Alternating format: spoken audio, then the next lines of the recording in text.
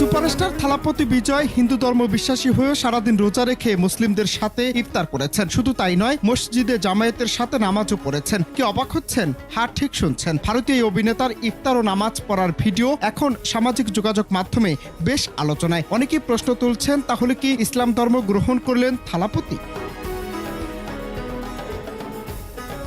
অভিনয় দক্ষতায় তুমুল জনপ্রিয় দক্ষিণী সিনেমার সুপারস্টার থালাপতি বিজয় সিনেমা ছেড়ে তিনি এখন পুরোপুরি রাজনীতিবিদ। 2024 সালের ফেব্রুয়ারিতে রাজনৈতিক দল গঠনের ঘোষণা দিয়ে তিনি 2026 সালের তামিলনাড়ু বিধানসভা নির্বাচনে প্রতিদ্বন্দ্বিতার পরিকল্পনা করছেন। সম্প্রতি রমজান মাস উপলক্ষে অভিনেতার একটি ভিডিও প্রকাশিত হয়েছে। ভিডিওতে বিজয়কে চেন্নাইয়ের একটি ইফতার পার্টিতে অংশ নিতে দেখা গেছে।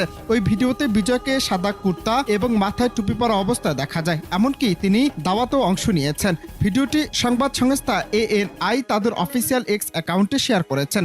এতে দেখা যাচ্ছে বিজয় তার দল তামিলাগা কেট্টি কাজাগামের সঙ্গে ইফতার পার্টির আয়োজন করেছেন, সাথে পড়েছেন নামাজ। থালাপতি বিজয়ের এই ভিডিও ভক্তদের মধ্যে মিশ্র প্রতিক্রিয়া সৃষ্টি করেছে। অনেকে তার এই সাম্প্রদায়িক সম্প্রীতি প্রয়াসের প্রশংসা করছেন। ভক্তরা সামাজিক মাধ্যমে তার এই কাজকে সাহসী এবং অন্তর্ভুক্তিমূলক বলে উল্লেখ করেছেন, কিন্তু একই সঙ্গে কিছু নেটিজেনরা তাকে ট্রোল করতে ছাড়েননি।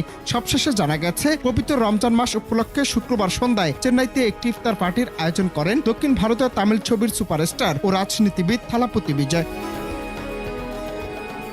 তার আমন্ত্রণে স্থানীয় রাজনৈতিক নেতৃত্ব এবং চলচ্চিত্র জগতের বেশ কিছু পরিচিত মুখ ইফতারে অংশ নিয়েছেন। এছাড়াও চেন্নাইয়ের 15টি মসজিদের ইমামরাও আমন্ত্রিত ছিলেন ওই ইফতারে। প্রায় 3000 মানুষের অংশ নিতে সুবন্দোবস্ত করা হয়েছিল ইফতারে। তবে এটি কেবলই রাজনৈতিক বিষয় নাকি ধর্মীয়ভাবে কিছু হয়েছে তা স্পষ্ট করেননি অভিনেতা।